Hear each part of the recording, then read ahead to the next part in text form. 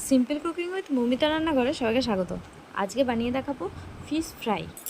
তো আজকের রেসিপিটি যদি আপনাদের ভালো লেগে থাকে তো অবশ্যই লাইক, কমেন্ট আর সাবস্ক্রাইব করতে একদম ভুলবেন না। শেয়ার করে দেবেন আমার ভিডিওটি, যাতে আপনার আরও অন্য কোনো বন্ধু বান্ধব সবাই দেখতে পায় এই ভিডিওটা এবং উপকৃত হয়। আর যদি ভিডিওটা ভালো লেগে থাকে তো অবশ্যই সাবস্ক্রাইব করে দেবেন। তো ফিশ ফ্রাই কেমন করে বানাই চলুন ঝটপট দেখে নেওয়া যাক। প্রথমে আমি এখানে কিছুটা ধনেপাতা নিয়ে নিয়েছি, আর আদা, রসুন আর কাঁচা লঙ্কা দুটো আমি ছাড়িয়ে নিয়েছি ভালোভাবে। এরপর ধনেপাতাটা দিয়ে দেবো কিছুটা পরিমাণ রেখে, পুরো ধনেপাতাটাই আমি এখানে দিয়ে দিয়েছি। এই পেস্টটা অবশ্যই ফিশ ফ্রাইয়ের মাস্ট, এটা দিলে কিন্তু টেস্টটা খুব ভালো আসে ফিশ ফ্রাইয়ের। এরকমভাবে একবার ফিশ ফ্রাই বাড়িতে বানিয়ে দেখবেন, সবাই খুব নাম করবে। ভালোভাবে ধুয়ে দিয়ে দিলাম মিক্সার জারে।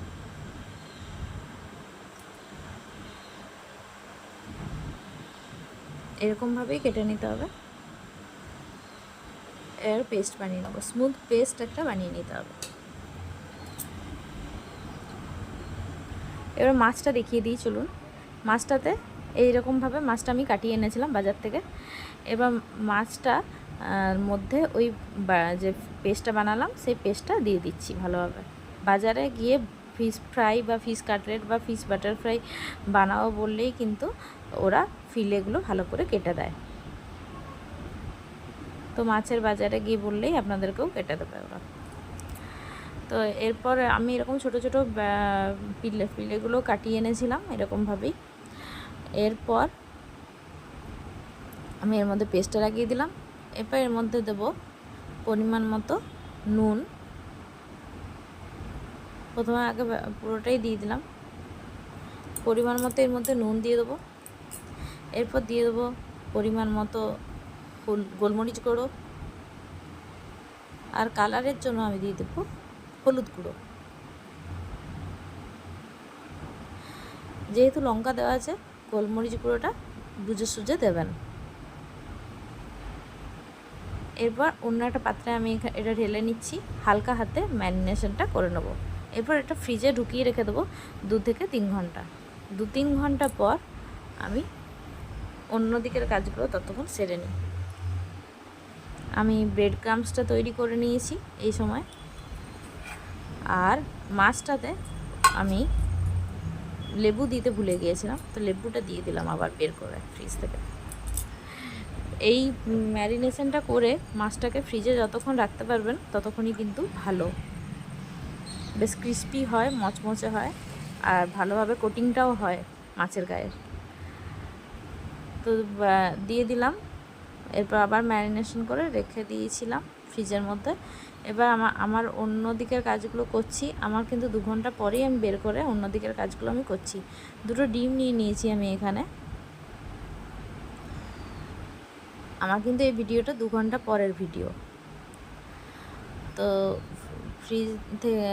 ফ্রিজ থেকে বের করে এনেছি মাছটা, নর্মাল টেম্পারেচারে আনতে হবে তার কারণ।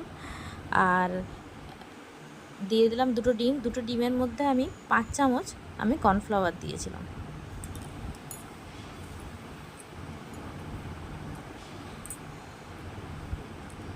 এরপর এর মধ্যে পরিমাণ মতো নুনও দিয়ে দিয়েছিলাম, আর গোলমরিচ গুঁড়ো টেস্টের জন্য একটু দিয়েছিলাম।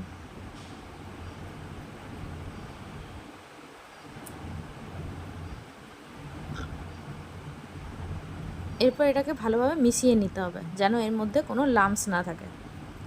আস্তে আস্তে করে মিশিয়ে নেবেন পুরোটা ভালোভাবে, যেন একটুকুনো লাম্পস না থাকে কর্নফ্লোরের। খুব ভালোভাবে মিশিয়ে নিচ্ছি। মেশানো হয়ে গেছে। এরপর এই যে ব্রেড ক্রাম্বসটা আমি বাড়িতেই তৈরি করে নিয়েছি। যদি আপনাদের এই রেসিপিটি দরকার হয় তা অবশ্যই কমেন্টে জানাবেন, আমি দেখিয়ে দেবো। এরপর আমার সব কিছু রেডি। এরপর তৈরি করার পালা। ফিশ কাটলেটও বলতে পারেন, আবার ফিশ ফ্রাইও বলতে পারেন। প্রথমে মাছটাকে ডিমের গোলায় চুবিয়ে নিলাম। এরপর ওই একটা চামচে করেই দিয়েছিলাম।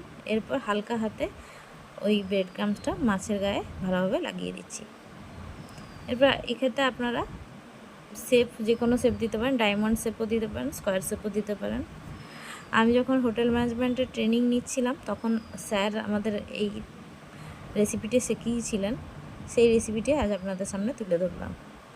কেমন হয়েছে অবশ্যই জানাবেন।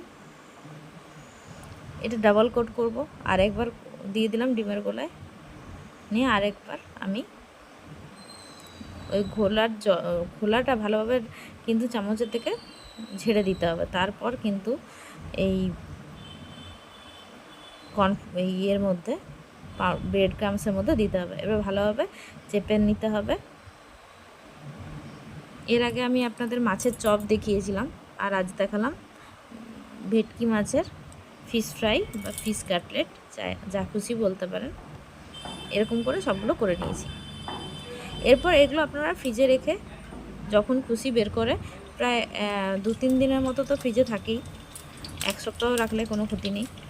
ভালোভাবে করে নিয়েছি, এবার ভেজে নেওয়ার পালা।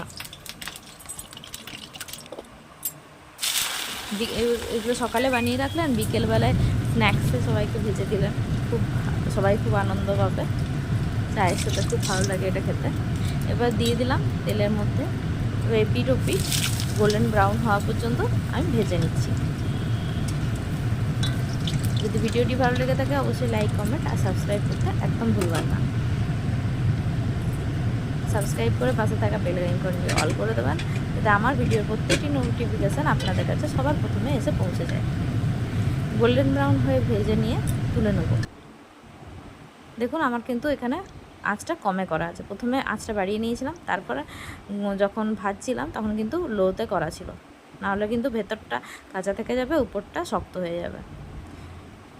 লো ফ্লেমেই কিন্তু এই মাছগুলোকে ভাজতে হবে। আমার সুবিধা মতো আমি প্রথমে একবার করে বাড়িয়ে নিচ্ছি, আবার একবার করে কমিয়ে নিচ্ছি। আপনারাও আপনাদের সুবিধা মতো অনুযায়ী আপনারা বাড়া কমা করতে পারেন গ্যাসের ফ্লেমটা। এই রকমভাবেই আমি সব মাছের চপগুলোকে ভেজে নিয়েছিলাম। আর সন্ধ্যাবেলাটা পুরো ফিশ কাটলেট দিয়ে জমে গিয়েছিল। আপনারাও বাড়িতে অবশ্যই করে দেখবেন আর খেয়ে বলবেন আমার এই মেথডে ফিশ ফ্রাই বানিয়ে আপনাদের কেমন লাগলো। আর ভালো লাগলে অবশ্যই জানাবেন। কতটা ক্রিস্পি হয়েছে আপনাদের শুনিয়ে দিচ্ছি। এরপর একটা ভেঙেও দেখাবো, তার আগে একটু লেবুর রস উপর থেকে দিয়ে দেবো। কত সুন্দর দেখতে লাগছে।